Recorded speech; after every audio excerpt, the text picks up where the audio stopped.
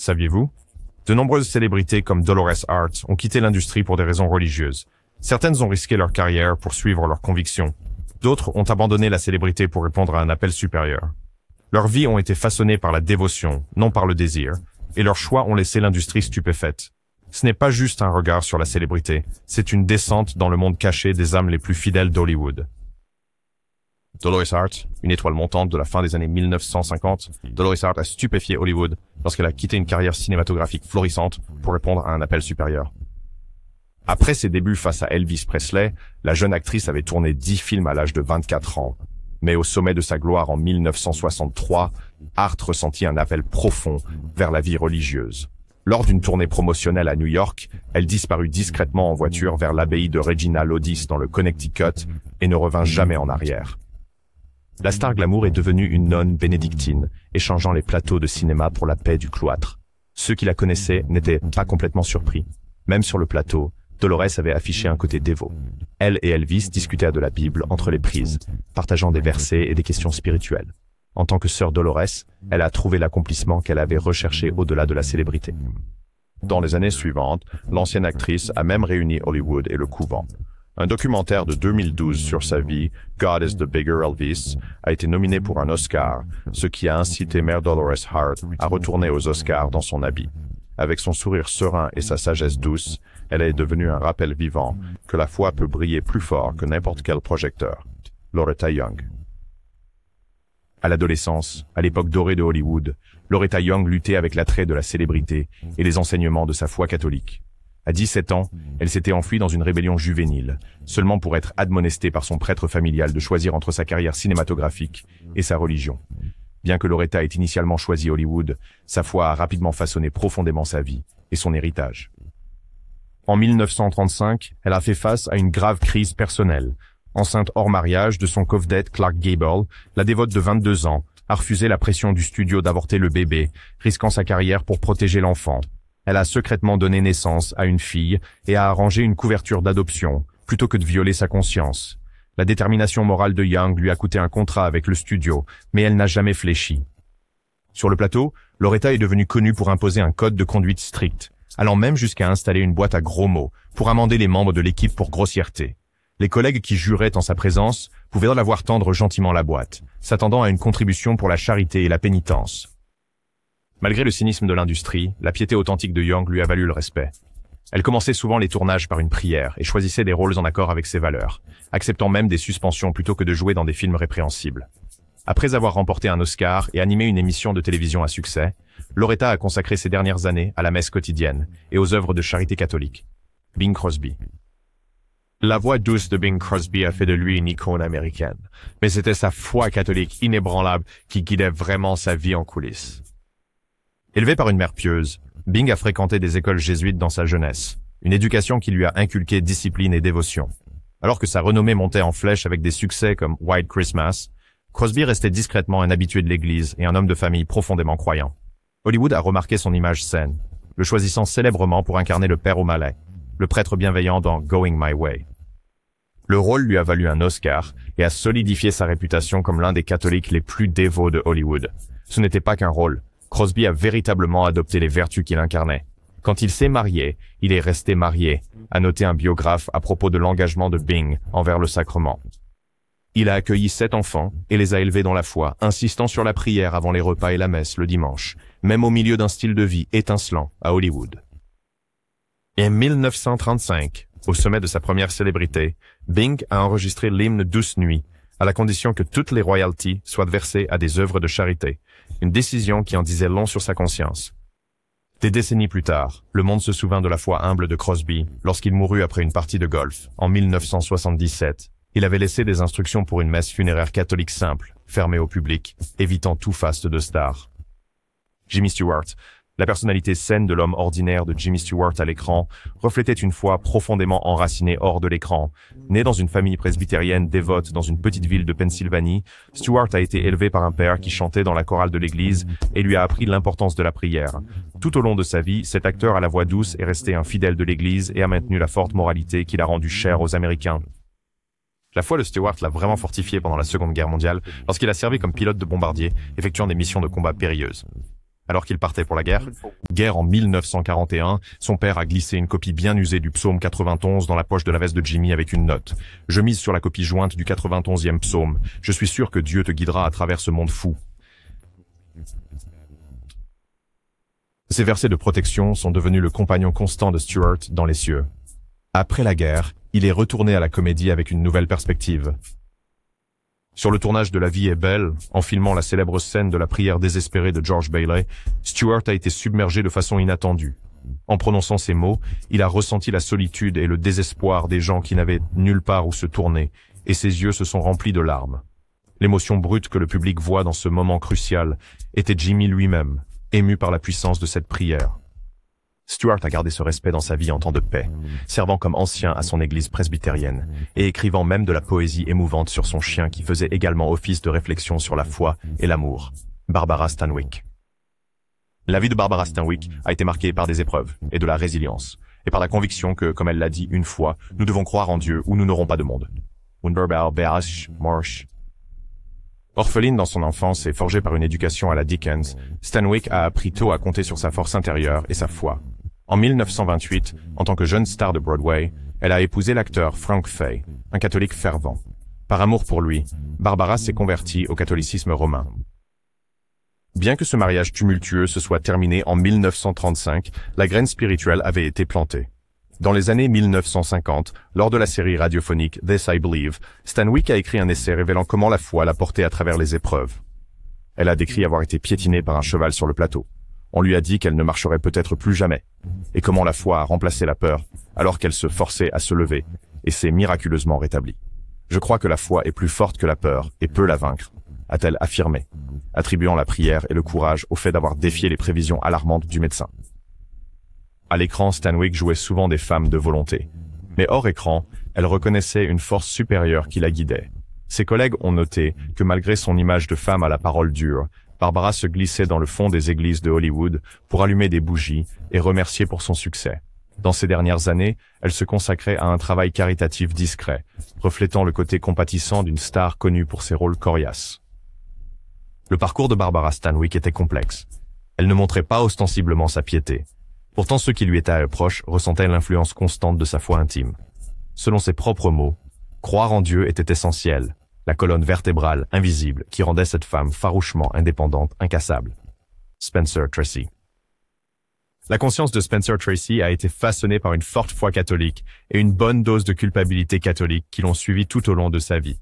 Éduqué par des enseignants jésuites dans sa jeunesse, Tracy a un jour envisagé la prêtrise avant que le virus de l'acting ne le morde. Il est devenu célèbre comme l'un des meilleurs acteurs d'Hollywood, mais n'a jamais perdu l'influence de l'Église sur ses décisions personnelles. En 1923, Tracy a épousé Louise Treadwell lors d'une cérémonie catholique. Et même si leur relation s'est tendue au fil des années, il a refusé de rompre le lien matrimonial. Le divorce n'était pas une option pour Spencer, un catholique strict qui croyait profondément aux vœux jusqu'à ce que la mort nous sépare. Et ainsi, il est resté légalement marié à Louise jusqu'à son dernier jour. Cette conviction morale a jeté une longue ombre sur la célèbre romance à long terme de Tracy avec Katharine Hepburn. Sa foi ne permettait ni la reconnaissance publique de leur amour, ni la fin de son premier mariage. Les amis observaient le tourment dans les yeux de Spencer, alors qu'il jonglait entre dévotion et désir. Ce conflit intérieur a également alimenté certaines de ses plus grandes performances, leur conférant une gravité palpable. Tracy se tournait souvent vers des rôles qui reflétaient ses valeurs. Il a remporté un Oscar en tant que père Flanagan dans Boys Town en 1938, puis a fait un geste remarquable en donnant la statue dorée au véritable père Flanagan et à l'orphelinat en guise d'hommage. En effet, Tracy a interprété des prêtres avec une empathie mémorable, de San Francisco à The Devil at 4 O'Clock. Ceux qui le connaissaient bien disent que Spencer trouvait du réconfort dans le confessionnal et à la messe quotidienne, surtout à la fin de sa vie, lorsque la mauvaise santé menaçait. Jane Wyman. Le parcours de Jane Wyman l'a mené de la gloire hollywoodienne à une dévotion catholique sincère à la mi-temps de sa vie. L'actrice primée aux Oscars et première épouse de Ronald Reagan s'est convertie au catholicisme romain à l'âge adulte en 1953, une expérience qu'elle a embrassée avec une détermination caractéristique. Wyman est devenue tertiaire dominicaine, un membre laïque associé à l'ordre dominicain, et elle était si fervente dans sa nouvelle foi qu'elle a été enterrée des décennies plus tard en portant l'habit d'une religieuse dominicaine. Sa conversion a suivi une période de turbulence personnelle. 2 divorces et la perte tragique de sa fille en bas âge avaient laissé Jane en quête de un sens plus profond. Elle l'a trouvé dans l'église catholique. Après avoir embrassé la foi, Wyman ne s'est jamais remariée, choisissant de vivre selon les enseignements de l'église sur l'indissolubilité du mariage. Au lieu de cela, elle a consacré son énergie à la charité. Les paroissiens de son église à Palm Desert voyaient souvent Jane prier discrètement lors de la messe quotidienne. Elle a donné $100,000 pour construire son église paroissiale du Sacré-Cœur et était connue pour financer anonymement des écoles et des hôpitaux catholiques. À Hollywood, l'actrice glamour a intégré ses croyances dans son travail. Elle a produit et joué dans des projets inspirants et a ensuite animé une émission de télévision à succès, s'assurant que chaque épisode se terminait par un message moral.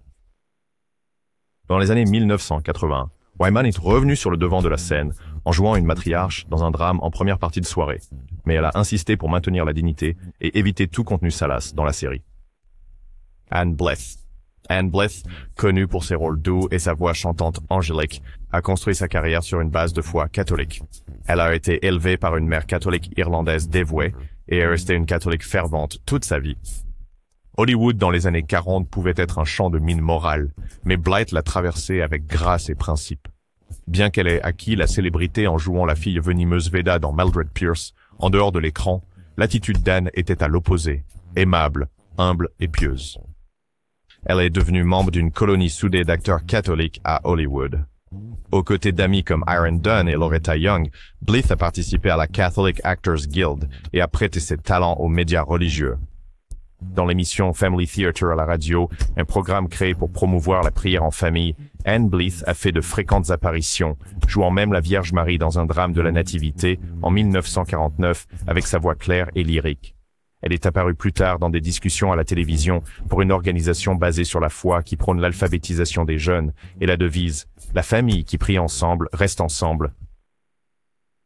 En 1953, Anne a épousé le Dr James McNulty lors d'une magnifique cérémonie de mariage catholique et ensemble, ils ont élevé 5 enfants, renforçant sa conviction que sa vocation en tant qu'épouse et mère primait. Les dirigeants de studio savaient que Blyth refuserait les scripts en conflit avec sa morale. Elle n'avait aucun intérêt pour les scandales ou les rôles osés. Irene Dunn. Irene Dunn se comportait avec une grâce presque royale, soutenue par une dévotion quotidienne à sa foi catholique. Surnommée la première dame d'Hollywood, Dunn était aussi célèbre pour son caractère raffiné hors écran que pour ses 5 performances nommées aux Oscars. Catholique de naissance originaire du Kentucky, Irene est restée une laïque catholique fervente toute sa vie. Elle est devenue une communicante quotidienne, assistant à la messe chaque matin pour recevoir l'Eucharistie. Même au sommet de sa carrière dans les années 1930 et 40, lorsqu'elle illuminait l'écran dans des classiques comme The Awful Truth et I Remember Mama, Dunn ne manquait jamais les services du dimanche dans sa paroisse de Beverly Hills. Ses collègues la voyaient souvent prier discrètement sur le plateau avant une scène difficile. Elle a une fois refusé un rôle parce qu'il nécessitait un costume risqué, disant que cela trahirait son sens de la modestie. Au-delà d'Hollywood, Irene Dunn a mis sa foi en action. En 1949, elle a reçu une médaille prestigieuse par une grande université catholique en tant que laïque exceptionnelle de l'année, une reconnaissance pour ses œuvres caritatives et sa vie exemplaire. Plus tard, elle a été honorée par le pape pour son service à l'Église. Après avoir pris sa retraite du cinéma, Dunn a été nommée par le président en tant que déléguée américaine aux Nations Unies, où son plaidoyer pour le secours aux réfugiés reflétait sa compassion et son sens de la responsabilité mondiale. Pat O'Brien. Pat O'Brien a souvent interprété des prêtres à l'écran, un parallèle approprié à sa propre vie dévote. L'acteur irlando-américain jovial, surtout connu comme le chaleureux père Connolly dans Les Anges, aux figures sales, et l'entraîneur de football Knut Rockne dans Knut Rockne, toute Amérique est restée fidèle à sa foi pendant plus de 50 ans dans le spectacle. « Ma foi est ma vie », écrivait simplement O'Brien. Élevé dans un foyer catholique fervent à Milwaukee, Pat resta un enfant de cœur dans la même lorsqu'il devint une star de caractère à Hollywood. Il fut un membre fondateur de la Guilde des acteurs catholiques et actif dans les œuvres de charité catholique, prêtant son célèbre nom à des causes allant des orphelinats aux campagnes d'emprunt de guerre. Sur les plateaux de tournage, O'Brien s'est fait une réputation pour l'organisation de prières improvisées et l'encouragement des jeunes co-stars à garder la foi dans le monde impitoyable du cinéma. Chez lui et sa femme ont élevé 4 enfants, en récitant le chapelet familial chaque soir. Pat attribuait la stabilité de leur mariage de plus de 50 ans à leur dévotion commune. Même alors que l'âge d'or d'Hollywood s'estompait, la foi d'O'Brien brillait intensément. En 1953, il a publié un article témoignant que la prière que sa mère lui a enseignée enfant a fixé la norme de sa vie entière. Il disait souvent qu'il ne troquerait pas sa foi catholique pour toutes les récompenses du monde. Rosalind Russell. Rosalind Russell se déplaçait sans effort entre les comédies loufoques au rythme soutenu et les drames élégants, mais en coulisses, elle s'appuyait sur la foi lors des épreuves de la vie. Née dans une famille catholique irlando-américaine dans le Connecticut, Rose a été éduquée par des religieuses à l'université et a consolidé sa foi dévotieuse. Tout au long des années 1940, Russell était l'une des actrices les plus populaires d'Hollywood, mais elle est toujours restée une catholique dévouée et une paroissienne active à Beverly Hills. À son apogée, Rosalind a remporté de nombreux prix, mais elle n'a jamais laissé la célébrité éclipser ses croyances. Elle a aidé à fonder la Catholic Motion Picture Guild aux côtés de pairs comme Loretta Young, et elle prenait le temps de prier sur le plateau. Pendant la Seconde Guerre mondiale, Rosalind et son mari ont accueilli un garçon réfugié danois, un acte de charité inspiré par leur foi. En 1946, Russell a joué dans un drame dont les thèmes de service et de sacrifice faisaient écho à ses convictions. Plus tard dans sa vie, lorsqu'elle joua une mère supérieure face à Hayley Mills, Rosalind insuffla chaleur et humanité au personnage, inspiré par des religieuses qu'elle admirait dans la vie réelle. Hors écran, Russell affronta ses propres épreuves, une longue lutte contre l'arthrite rhumatoïde et un combat contre le cancer du sein. Elle attribuait sa force à la prière et à sa solide foi catholique. « Je crois en la puissance de la foi quand les choses semblent sans espoir », a-t-elle dit à un journaliste lors d'un moment difficile, se remémorant comment le mari agnostique d'une amie a trouvé Dieu après avoir survécu à un crash d'avion, une histoire qu'elle a partagée dans un magazine chrétien. En 1973, l'Académie a honoré Rosalind Russell avec un prix humanitaire pour son œuvre caritative. Gary Cooper.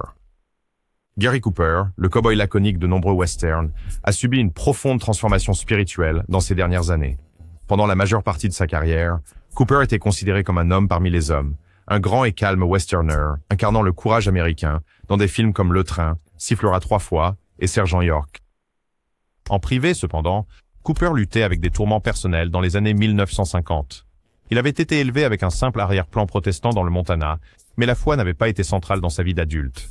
Cela a commencé à changer après un voyage fatidique à Rome.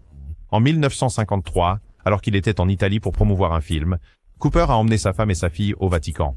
Rencontrer le pape et visiter des lieux saints a éveillé quelque chose en lui.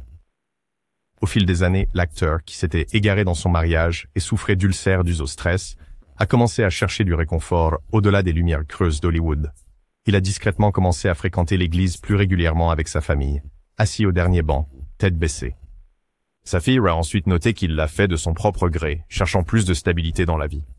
En avril 1959, à l'âge de 57 ans, Gary Cooper a pris la décision de se faire baptiser et d'entrer officiellement dans l'église catholique romaine.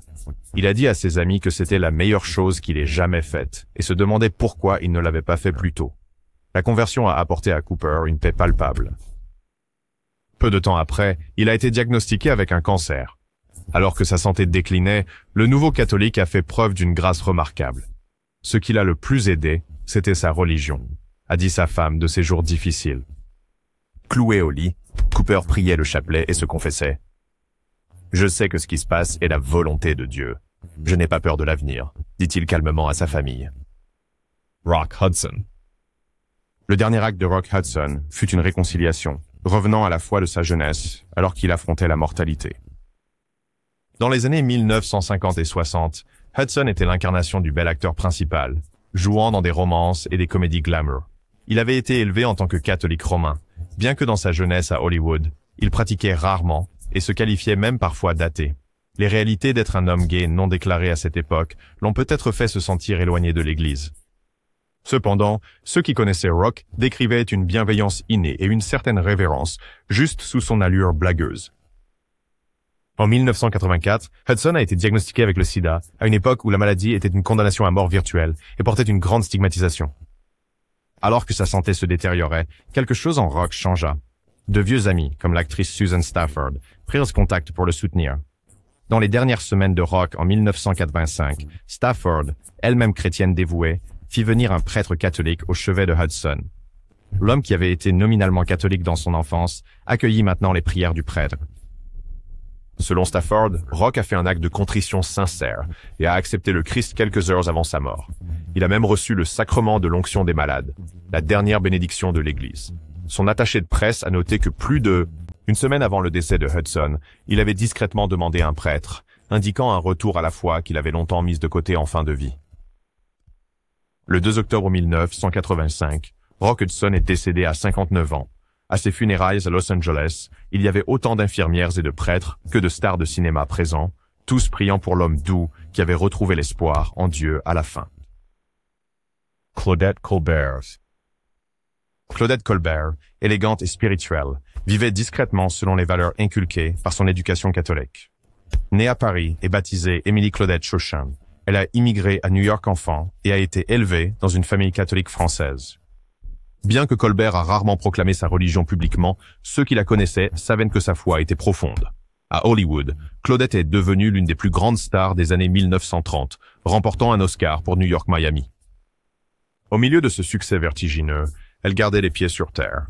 Elle assistait parfois à la messe à Good Shepherd à Beverly Hills et était amie avec la communauté des acteurs catholiques.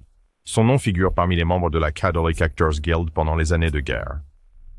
Sur les plateaux de tournage, le professionnalisme de Colbert était légendaire. Elle traitait tout le monde avec équité et chaleur, reflétant la règle d'or apprise enfant lors des cours de catéchisme. Elle avait également un bon œil pour les scénarios qui affirmaient les vertus. Dans Madame X, l'un de ses derniers projets, Colbert a insisté pour que les éléments moraux rédempteurs de l'histoire soient mis en avant plutôt que tout sensationnalisme. Tout au long de sa vie, elle a été généreuse, mais préférait que ses œuvres caritatives soient faites discrètement. Des amis se souviennent d'elle écrivant des chèques pour des orphelinats catholiques et envoyant des fonds pour soutenir une église dans le village en France où elle est née. En 1961, Claudette s'est retirée pour une vie paisible avec son deuxième mari à la Barbade. Là, chaque dimanche, la glamour actrice était visible s'installant sur un banc en bois à l'église Saint-Dominique. Jane Autry.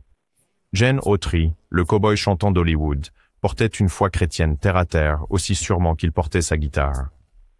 L'une des stars les plus aimées des westerns et de la radio, Autry est devenue célèbre pour son code d'éthique de cow-boy, un ensemble de 10 préceptes qu'il attendait de chaque cow-boy et fan qu'il suive. Parmi elles figuraient des directives selon lesquelles un cow-boy ne tire jamais un avantage déloyal et qu'un cow-boy est exempt d'intolérance raciale et religieuse. Implicite dans le code du cow-boy d'Autry était le genre de morale de la règle d'or enseignée dans les écoles du dimanche à travers l'Amérique. En fait, Gene Autry a grandi en allant à l'église au Texas et il a souvent attribué ses premières leçons à son fort sens de l'honneur.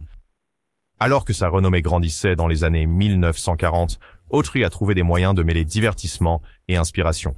Il a enregistré Here Comes Santa Claus et des succès profanes, certes, mais aussi des albums comme Gene Autry Sings Songs of Faith. Il a prêté son chaleureux baryton à des hymnes tels que Peace in the Valley et Bless This House, apportant la musique gospel au grand public. Dans son émission de radio populaire, Melody Ranch, Gene terminait parfois en disant « Que le bon Dieu vous prenne en sympathie ». Pendant la Seconde Guerre mondiale, Autry a servi en uniforme et on le voyait souvent gratter une guitare en chantant doucement, la Bible sur la table et le drapeau sur le mur, aux soldats nostalgiques, leur rappelant la foi et les valeurs de chez eux. Dans ces films, les personnages d'Autry faisaient souvent une pause pour dire le bénédicité ou citer des écritures, des touches inhabituelles qui l'ont rendu cher aux familles. Plus tard dans sa vie, le cow-boy multimillionnaire devenu homme d'affaires n'a jamais perdu sa piété rustique. Greer Garson. L'apparence posée de Greer Garson cachait une foi personnelle profonde. Ses amis se souviennent d'elle citant des passages de la Bible de mémoire dans ses dernières années. L'actrice britannique aux cheveux roux, célèbre pour Madame Miniver et son comportement digne, a adopté un christianisme plus fervent après avoir déménagé en Amérique. Élevée anglicane en Irlande du Nord et en Angleterre, Greer avait toujours été spirituelle, mais c'est à la moitié de sa vie, après avoir survécu au Blitz à Londres et trouvé l'amour au Texas avec son mari, qu'elle s'est vraiment épanouie dans la foi. S'installant à Dallas dans les années 1960, Gerson a rejoint une congrégation presbytérienne et est devenue, comme son pasteur l'a décrit, une chrétienne authentique dont la vie était caractérisée par le culte, la générosité et les bonnes œuvres. Garson assistait au service chaque dimanche, lisant souvent la leçon de la Bible de sa voix raffinée. Elle ne faisait pas que participer. L'actrice lauréate d'un Oscar enseignait une classe de l'école du dimanche pour adultes, partageant des idées de la littérature et les reliant aux évangiles. Dans sa communauté de ranch, elle organisait des collectes de fonds pour les hôpitaux et était connue pour s'asseoir au chevet d'amis malades, leur lisant leurs psaumes préférés. Un prêtre qui a rendu visite à Greer dans ces dernières années a été étonné lorsque, n'ayant pas de Bible sous la main, il a commencé à paraphraser le psaume 23, seulement pour que Garson le termine parfaitement de mémoire, ligne par ligne. Sa Bible personnelle, usée et remplie de notes manuscrites, témoignait d'heures de dévotion privée. Lorsque Greer Garson est décédé en 1996, à 91 ans, ses funérailles ont eu lieu dans une église presbytérienne où des centaines de personnes sont venues célébrer une vie vécue avec grâce et foi sereine. Phyllis Calvert. L'innocence à l'écran de Phyllis Calvert reflétait des principes authentiques hors écran, enracinés dans la foi et la famille. Vedette des mélodrames Gainsborough de la Grande-Bretagne dans les années 40, Calvert jouait souvent des héroïnes vertueuses dans des films comme L'Homme en gris et La Madone aux 7 lunes, des rôles qui reflétèrent sa propre nature douce et gracieuse. Élevée dans un foyer de l'église d'Angleterre à Londres, Phyllis a appris à valoriser la gentillesse, l'honnêteté et l'humilité. Ces valeurs ne l'ont jamais quittée, même lorsqu'elle est devenue l'une des plus grandes stars du cinéma britannique pendant la Deuxième Guerre mondiale. Tandis que d'autres actrices recherchaient le glamour d'Hollywood, Calvert privilégiait sa famille. Elle a épousé l'acteur Peter Murray Hill en 1941 et a fondé une famille au sommet de sa carrière, n'hésitant pas à s'éloigner des projecteurs pour élever ses enfants. Ses costards parlaient de la présence apaisante de Phyllis sur le plateau. On la voyait souvent dans un coin tranquille, entre les prises, peut-être en train de dire une prière silencieuse ou de lire un livret de dévotion que sa mère lui avait donné. En 1949, Calvert a joué dans le film La Madone dorée, incarnant une femme qui découvre une peinture précieuse de la Vierge Marie et apprend à respecter sa signification spirituelle pour un village italien. Les thèmes du script autour de la foi et de la rédemption ont résonné avec Phyllis, qui a abordé le rôle avec révérence, disant que c'était un honneur de représenter quelqu'un qui apprend à apprécier le pouvoir de la croyance. Dans la vie privée, Phyllis Calvert était active dans sa paroisse anglicane, organisant des kermesses de charité et même en faisant des lectures de la Bible lors de services à l'occasion de fêtes avec son éloquence raffinée. De toutes les voix, elle est restée humble. Lors d'une présentation à la jeune Audrey Hepburn lors d'un événement à Londres, Phyllis lui a doucement conseillé « Garde ta foi à travers tout cela, ma chère. Elle te guidera correctement. » et a glissé une petite croix dans la main d'Audrey en guise de symbole. Phyllis Calvert a vécu jusqu'à l'âge de 87 ans, aimée pour ses films, mais encore plus pour sa gentillesse inébranlable. En une époque de bouleversement, elle se tenait comme une rose anglaise, enracinée dans un sol riche, nourrie par la foi, fleurissant d'intégrité. Ruth Hussey. Le sourire lumineux de Ruth Hussey cachait un esprit résolu de foi. Mieux connue pour sa prestation nominée aux Oscars dans le rôle de la photographe avisée du film The Philadelphia Story, 1940, Hussey était en réalité une catholique dévouée qui croyait pleinement au pouvoir de la prière. Née et élevée à Providence, Rhode Island, Ruth a perdu son père à un jeune âge et a attribué la foi de sa mère au fait d'avoir guidé la famille à travers les difficultés. Arrivée à Hollywood, l'actrice brune a rapidement rejoint la guilde des acteurs catholiques et s'est fait des amis pour la vie parmi ses membres. En 1942, Ruth épousa l'agent de talent Bob Longenecker à la mission historique de San Juan Capistrano à San Antonio, descendant littéralement l'allée d'une chapelle séculaire pour prononcer ses vœux. Elle eut ensuite 3 enfants, les élevant dans l'église et enseignant l'école du dimanche entre les projets de film. Les collègues de Hussey notaient souvent qu'elle rayonnait d'une certaine tranquillité. Peut-être cela n'a-t-il jamais été plus mis à l'épreuve qu'en 1953, lorsque Ruth a été sollicitée pour incarner la Vierge Marie dans un épisode télévisé spécial d'un programme basé sur la foi. Au départ, elle était stupéfaite à l'idée même de jouer le rôle de la Sainte Mère. Mais avec l'encouragement du producteur, Ruth a accepté. Elle a écrit plus tard qu'elle avait prié intensément pour obtenir des conseils. Et finalement, l'expérience a considérablement approfondi sa foi. Après le tournage, une amie proche, accablée de chagrin, est venue voir Ruth en quête d'espoir. Hussey a partagé comment jouer Marie avait renforcé sa conviction que Dieu écoute nos peines. Je trouve du réconfort et de l'inspiration dans la religion, a-t-elle dit à son amie, qui a finalement vu son visage s'illuminer de compréhension. Ruth Hussey a passé ses dernières années à participer à des groupes de prière et à des œuvres caritatives catholiques en Californie. Lorsqu'elle est décédée en 2005 à 93 ans, sa messe funéraire était remplie de sa famille et de ses amis chantant son hymne préféré, le Magnificat, « Mon âme exalte le Seigneur ». C'était le même chant que Marie entonne dans les Écritures, des paroles appropriées pour célébrer l'âme d'une femme qui a magnifié l'amour de Dieu dans tout ce qu'elle a fait. June Haver. La célébrité de June Haver, dans les années 1940 en tant qu'ingénue musicale à la voix d'or, l'a positionnée comme l'héritière de Betty Grable chez 20th Century Fox. Mais à 26 ans, elle a choqué l'industrie en s'en éloignant, choisissant un couvent plutôt qu'Hollywood. Élevée protestante dans l'Illinois, Haver s'est convertie au catholicisme à 18 ans, s'immergeant dans la charité et les dons. Des crises personnelles ont approfondi sa foi.